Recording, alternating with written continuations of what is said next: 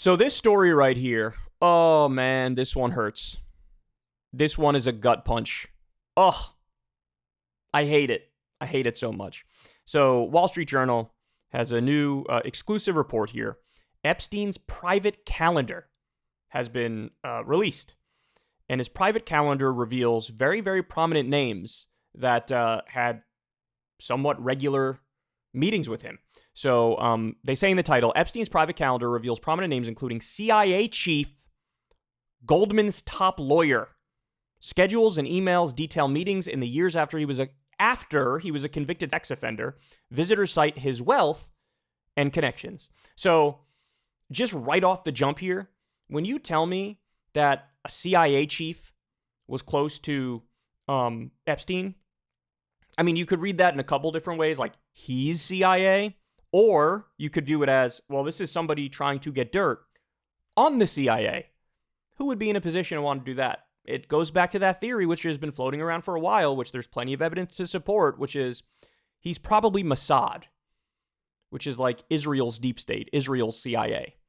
So here's what they say. There's going to be a name in here, guys, that,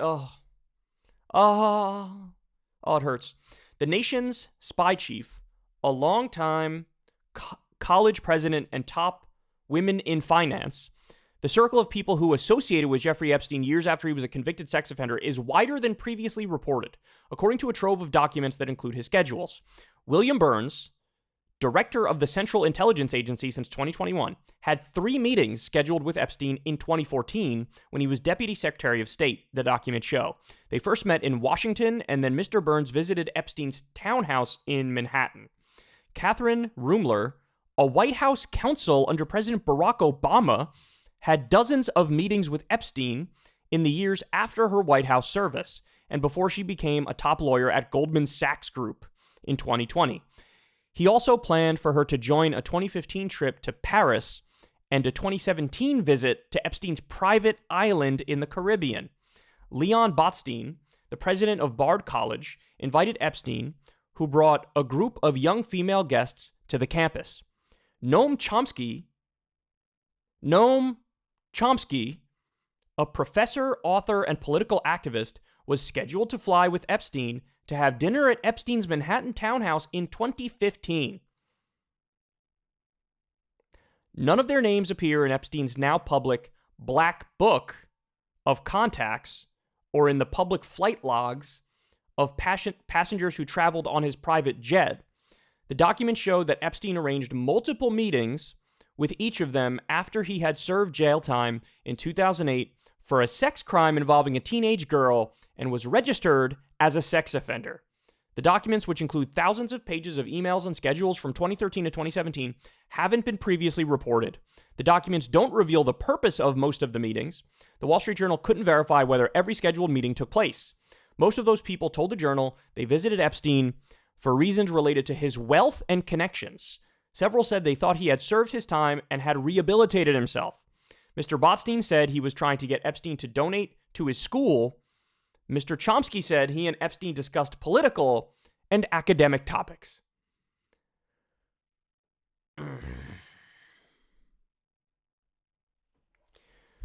So here's another part.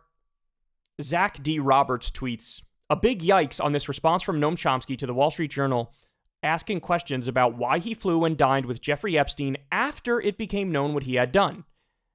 Adding defending Woody Allen into the mix says a whole lot about Chomsky. So click this here.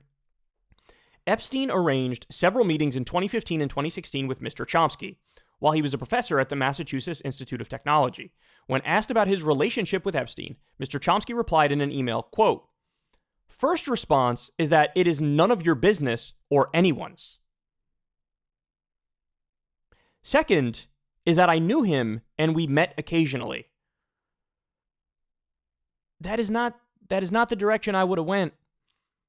If I associated myself with a known pedophile after he was already knocked for pedophilia, that is not what I would have said. That's not how I would have handled this.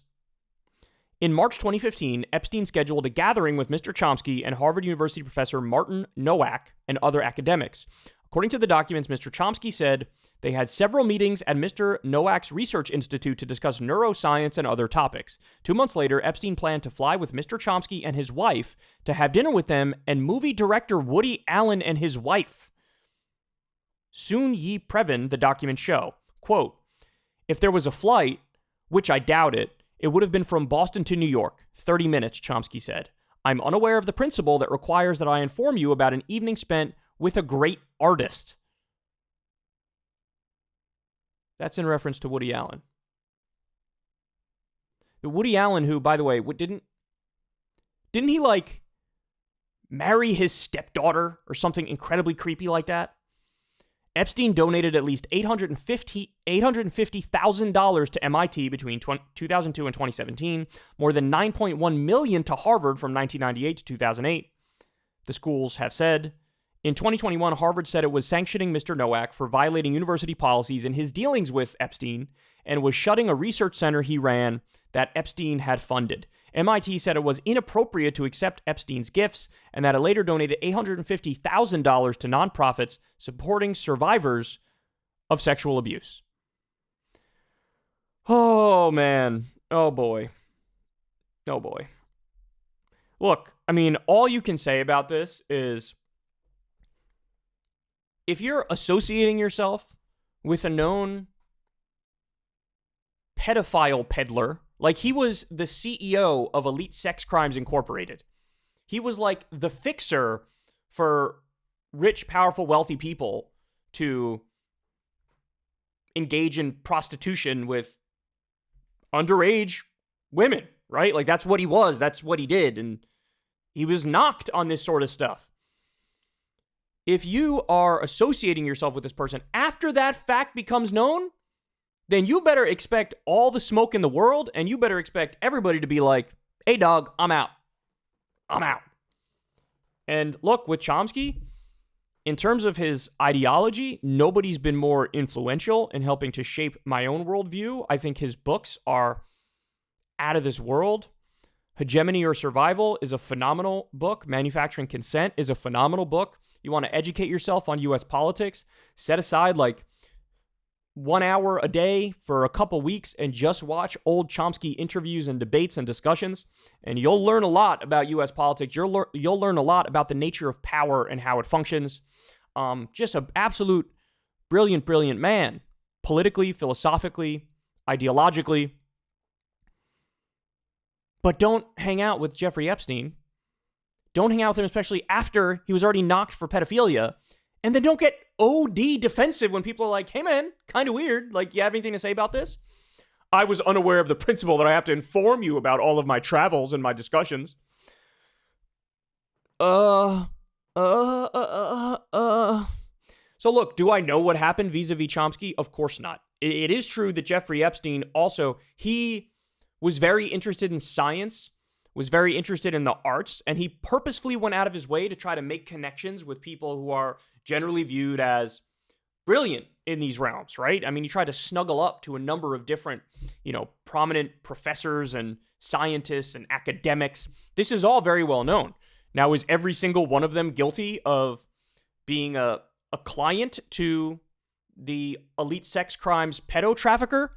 No. I'm sure that in some of these instances, he was basically like laundering his money by doing all these charitable giveaways to these different foundations vis-a-vis science. Like, I'm sure it's not like everybody who associated with Jeffrey Epstein is guilty of the worst things you could possibly imagine. But at the same time, like, a lot of them sure are, man. A lot of them are, especially the more powerful they are, the more wealthy they are, the higher status they are, the bigger a celebrity they are. Certainly everybody who's in his black book, for those people, I'm pounding the gavel. It's a rapskis. Like, that's all I need to see in order to feel like, whoa, okay, we're done over here, right? Thankfully, Chomsky wasn't in the black book. Thankfully, actually, I don't know if he was ever on his plane. There sort of seems to be a little gray area of that in here. But, like, certainly the black book people, it's a wrap. But just the association enough and just the sort of getting uber defensive and obfuscating and, like, being really short-tempered about it. It's like, nah, man, it is a reasonable question for people to ask. Like, what was going on here? What are you doing?